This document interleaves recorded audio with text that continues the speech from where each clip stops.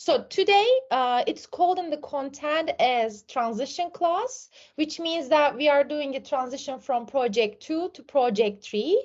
So you are done with solution demonstrations. You all presented your work pretty cool, and almost all of you got full points. So I'm really happy with all the performances. Thank you so much. And project 3 is going to be the long and the last project you'll be dealing with. So what we will do, it's called capstone, or you can call it functional prototyping as well. Maybe some of you has already been reviewing what is it about, but I will go over all the details of capstone shortly. So this is going to be a 8-week long project, and your latest presentation deliveries will be based on what you created in project 3. So it's going to be prototyping at the end of project 3. So we expect you to come up with a physical prototype that will explain your problem space. You already know how to create POVs, how to do triangulation of qualitative research, and how to do ideation of your ideas within a teamwork. So in project 3, what's going to be different is going to be dealing with some technological tools. This can be Autodesk, this can be like any tool that you already know and experience. So we would like you to integrate those technological aspects in the prototyping ideas in your problem space to solve some real world problems, which is going to called as engineering grand challenges. So I would like to introduce you a web page, which is National Academy of Engineering Challenges. So you will be selecting some of the project ideas based on your departments, and then you will be focusing on those POVs, different from project 2. So here you can see on my screen, there are some components. They were also mentioned in meeting 13 before class assignment. As you can see, there is a like capstone information. Actually, yeah, like this is prep class. Sorry, this was before coming to this class. So I want to go over that first. So what project 3 scope is.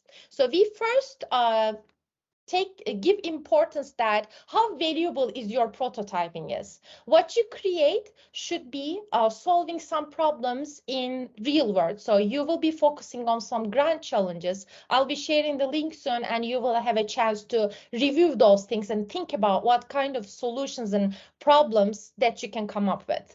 We need to make sure that, as you did in the benchmarking metrics, how affordable the prototype will be. So cost is an important component that you need to consider in your design thinking process. It shouldn't be extremely expensive.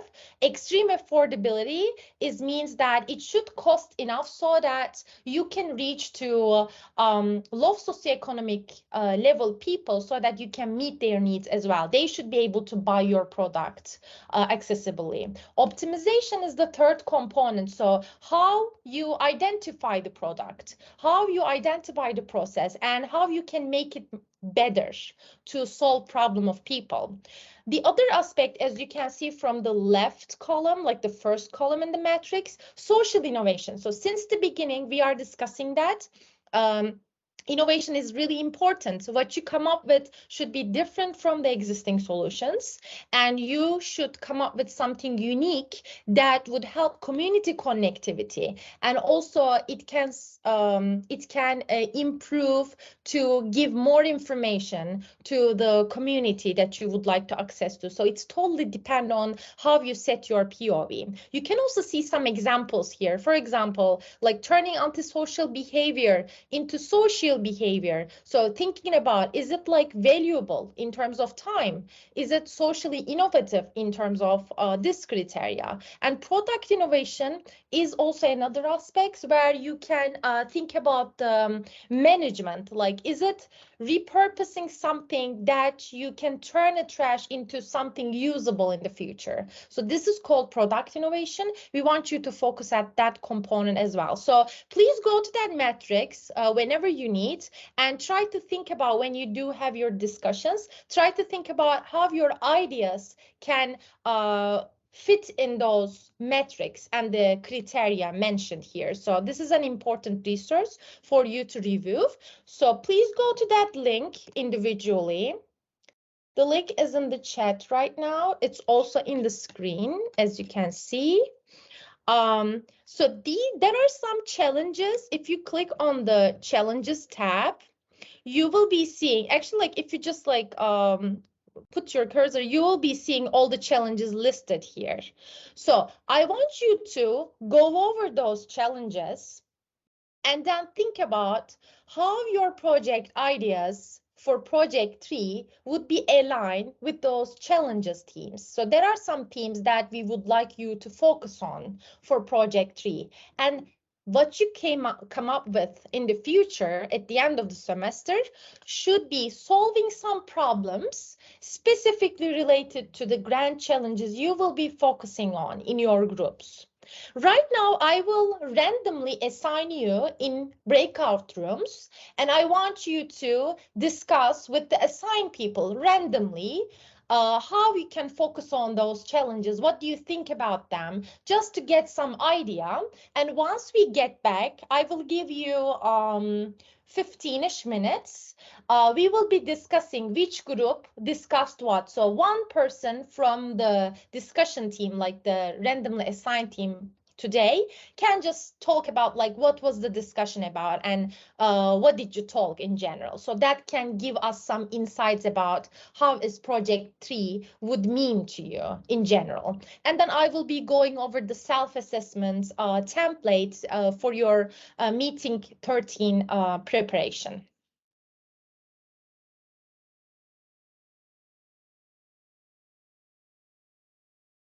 Oh, thank you for coming back. I think everybody is back right now. I cannot see, but looks like we're done. Okay, so thank you so much for the discussions. I hope it went well. So the point was to kind of like warm ourselves up a little bit about what Project 3 is and how the grand challenges look like, as I did the announcements for each room. So can I see a little bit like what you have discussed in each room? So if there is one speaker from each room, we would love to hear from you about what you have discussed. What do you think about the grand challenges? How is it looking like so far? Okay. I was group 4, if you guys can hear me. Yes, we do. So we kind of looked at the design challenges and we talked about our majors a little bit, but the VR one stuck out to us. And I talked about how my roommate's a grad student and his thesis involved VR, and I got to test like trial on that, and that was really cool. And we talked about like how VR can be applied to like multiple problems. One student talked about how we did like flight simulations and like practice flying a plane. So we talked about like, oh, that could be included in like multiple design challenges too, because one of them involves like medicine in the medical field. So you can like combine two ideas there by like trying to use VR to treat medical conditions like phobias, or we talked about like phantom limb pain, possibly using VR to treat that. So we just kind of like we're generating some ideas and we're talking about how like all the design challenges are great starting points for POV statements, because like in medical there's tons of problems and ailments that need solutions that we don't have. And VR is like such an emerging like world that there's so much that can be done with that and still can be done with that, you know. So it's just like a really great exercise for like getting our brains moving, I guess. Exactly. VR is a great technology, and in my previous classes, I had lots of group interested in especially the phobia part and solving phobias, different sorts of phobia through VR technologies. But just to keep in mind, it's a heads up. We expect you to do it's really cool, and using VR like is the updated technology, and it should be really like exciting to do. But keep that in mind. Although Purdue has resources for you to give access to VR technology, we expect you to develop something functional in this project. So if you cannot come up with something that does not function through VR, it doesn't make sense. So make sure that you would have time to learn about it if you don't have any background information, and you will have access through it. And there will be people, if you are not like having a background knowledge, there should be people that should be teaching you through the time you have, like within 8 weeks, because at the end of the semester we expect to see that those VR systems that you will develop should be working to solve the problem you will define. My intention just to kind of like combine 12 and 13 for today, which went perfectly. So that's fine. So the last thing that I would like to tell before finishing is your self-assessment. Your next meeting on Wednesday will be meeting 13, and you will be doing some self-assessment assignments individually. Before coming to class, please finish the self-assessment. There will be 3 questions: what you like to do, what courses you're passionate about, and what frustrates you in life. So these are like really general questions, and there is an example for you to review. And this is going to be the actual template for you to fill out. Please finish that and review all the before class assignment before coming to meeting 13. And I'll make sure that I fixed all the grouping problems before getting to class. So I will let you know that like it's all clear.